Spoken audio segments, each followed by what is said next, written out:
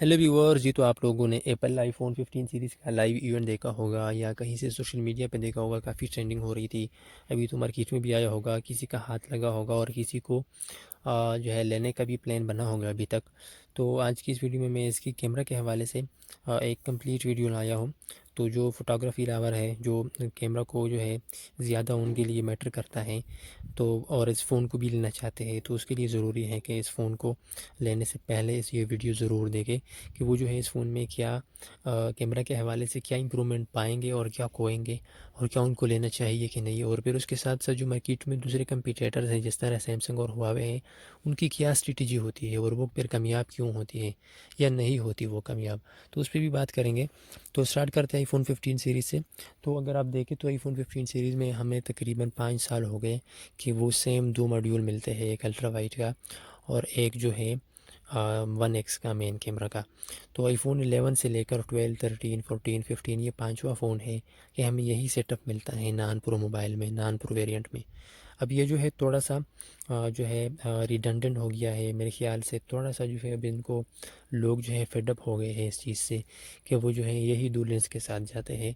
वो कुछ ना कुछ इनको सीखना चाहिए जो सैमसंग है उनसे, कि उन्होंने जो अपना S23 है फॉर एग्ज़ाम्पल, उनकी एग्ज़ाम्पल ले ले या S22 की ले ले, तो उनमें 3 लेंस देते हैं आपको।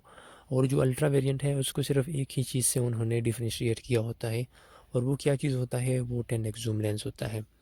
तो फिर जो कंज्यूमर लेता है उसे पता होता है कि मुझे यार ये क्वालिटी मिलती है, मुझे पोर्ट्रेट मोड जो है वो S23 अल्ट्रा की S23 से भी मिलती है। तो मैं फिर अगर कंप्रोमाइज़ कर सकता हूँ जूम पर 10x पर, तो मैं अगर ये ले लूँ तो मुझे बहुत कुछ मिलता है, मुझे कुछ अफसोस नहीं होगा, क्योंकि मुझे तीन जो लेंस हैं वही सेम मिलते हैं, ultra wide, main camera lens और 3x। लेकिन ये जो है 5 सालों से इसी स्ट्रेटजी के साथ आ रहे हैं। और हम इस दफ़ा एक्सपेक्ट कर रहे थे कि अगर आईफोन 15 जो है उसमें नहीं तो आईफोन 15 प्लस में तो ये दे ही देंगे, कोई जूम लेंस देंगे। बेशक ये जो है पुराना सा दे देते, आईफोन एक्स का दे देते लेंस, या आईफोन 8 प्लस का दे देते 2x लेंस। जिस तरह से ये जो है आईफोन इस ई सीरीज़ जो है बजट फ्रेंडली, वो इसमें जो है नया चिप डाल देते हैं और आईफोन 8 की बॉडी को यूज़ करते हैं 2-3 सालों से। तो इसी तरह इसके साथ भी कर देते हैं कि जो नॉन प्रो वेरिएंट है उसमें कोई जो है 2x का जूम लेंस दे देते हैं पोर्ट्रेट के लिए, तो बहुत अच्छा होता। खैर उसके साथ जो है $50 $100 कास्ट भी बढ़ा देते। लेकिन ये जो कंपनी है इसकी मैं श्योरली बता रहा हूँ कि इसकी जो सेल्स है इसमें काफ़ी जो है इम्प्रूवमेंट आ जाती है, ख़ासकर न्यू फ़ोन्स की जो सेल है।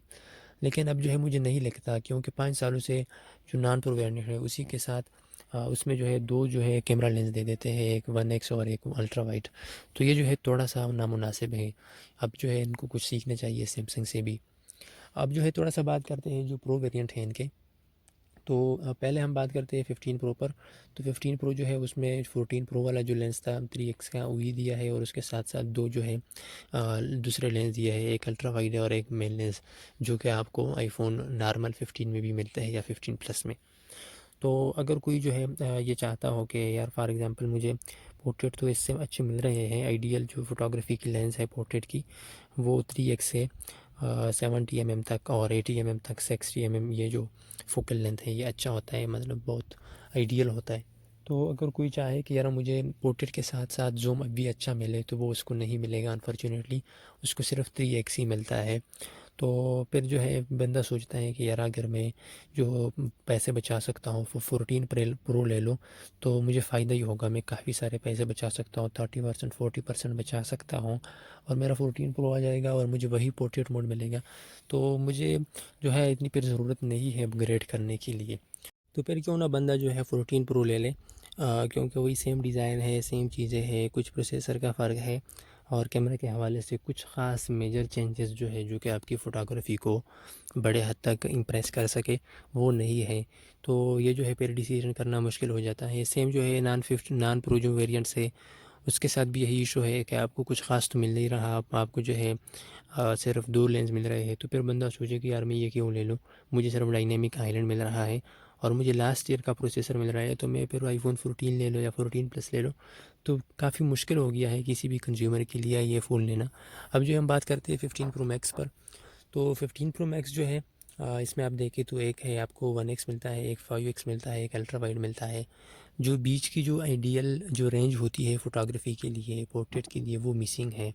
तो अब अगर आप पोर्ट्रेट लेते हैं आईफ़ोन 15 प्रो मैक्स से और तो वो जो है वो किस तरह दिखेंगे, वो अगर आप 1x पर लेते हैं, 2x पर लेते हैं, तो वही सेम क्वालिटी आपको आईफ़ोन 15 जो है या आईफ़ोन 15 प्लस जो है, जो नॉन प्रो वेरिएंट्स हैं, उनसे भी आप ले सकते हैं। तो फ़र्क नहीं रहता। सिर्फ जो है आप डे टाइम में 5x पर पोर्ट्रेट ले सकते हैं। हाँ, अच्छी क्वालिटी के मिलेंगे, लेकिन वो भी आप सिर्फ डे टाइम के वक्त और उसके साथ आउटडोर्स। इनडोर में भी बहुत मुश्किल होगा क्योंकि फोकल लेंथ बहुत ज़्यादा है। मैं डे टाइम इसलिए कह रहा हूँ क्योंकि जब आप नाइट टाइम में लंबी फोकल लेंथ के लेंस पर पोर्ट्रेट लेते हैं और वो भी स्मार्टफ़ोन पे, तो फिर जो आपका अपर्चर होता है वो बहुत ज़्यादा नैरो हो जाता है, वो कम पड़ जाता है, वो शैलो होता है, वो इतना लार्ज नहीं होता, लाइट कम आती है और फोकल लेंथ ज़्यादा होता है। ऊपर से आप स्मार्टफ़ोन पे ले रहे हैं पोर्ट्रेट, तो आपका पिक्चर जो होता है वो यूज़ करने के काबिल नहीं होता।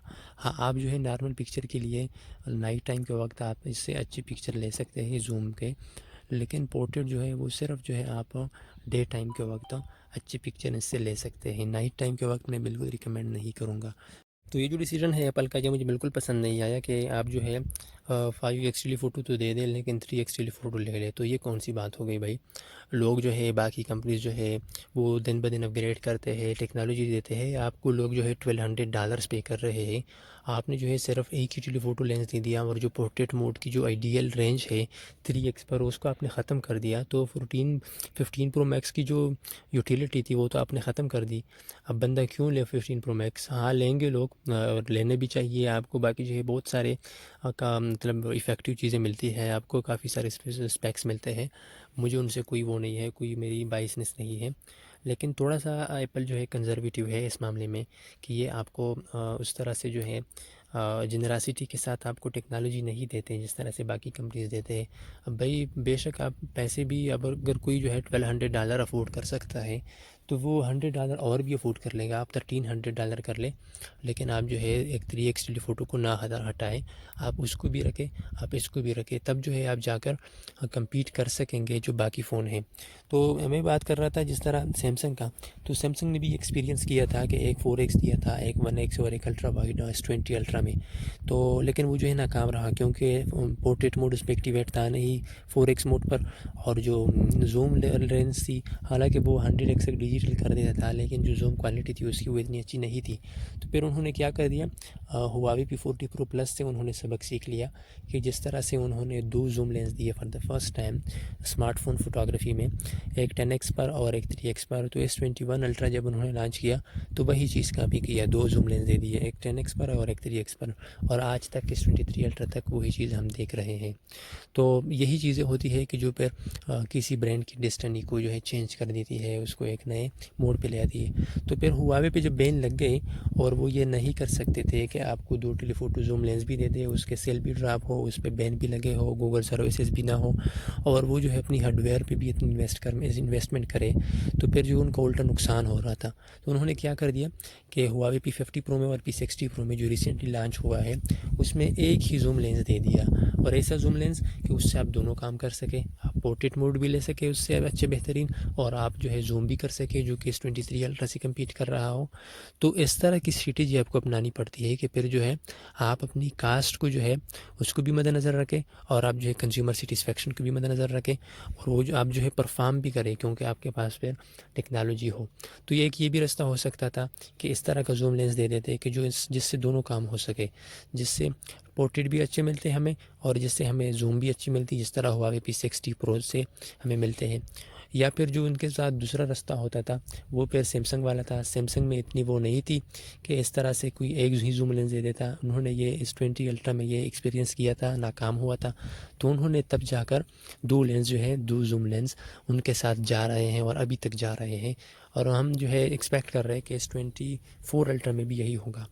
तो ये जो चीज़ है ये थोड़ा सा जो है एप्पल को मद्देनज़र रखना चाहिए था, या फिर उनके पास दूसरा ऑप्शन था जो वेरिएबल अपर्चर होता है, जिस तरह सोनी एक्सपीरिया 1 मार्क 4 और 1 मार्क 5 ने दिया है। तो वो ये होता है कि आपका जो फोकल लेंथ होता है 70 mm से ये 120 mm तक, उस पे आपकी जो फोकल लेंथ होती है वो ऑप्टिकल होती है, डीएसएलआर की तरह होती है। आप 70 mm से 120 mm के बीच जहाँ पर भी रुके वो ऑप्टिकल क्वालिटी का होगा पिक्चर। तो ये भी इनके पास एक ऑप्शन था, वो भी नहीं किया और बड़ा कंजर्वेटिव रहे हैं इस मामले में, तो मुझे बिल्कुल अच्छा नहीं लगा। और हाँ, ये मेरे अपने तार से मेरे पर्सनल ओपिनियन है, मैं बिल्कुल अनबायस हूँ, मेरे ऑनेस्ट रिव्यूज़ हैं। और आप लोगों का भी जो तार से जो आपकी रिव्यूज़ है वो भी आप मुझे कमेंट बॉक्स में आप मेरे साथ शेयर कर सकते हैं, या कोई क्वेश्चन हो, कोई क्वेरीज हो, तो you are always welcome. Thank you so much for watching. अल्लाह हाफ़िज़।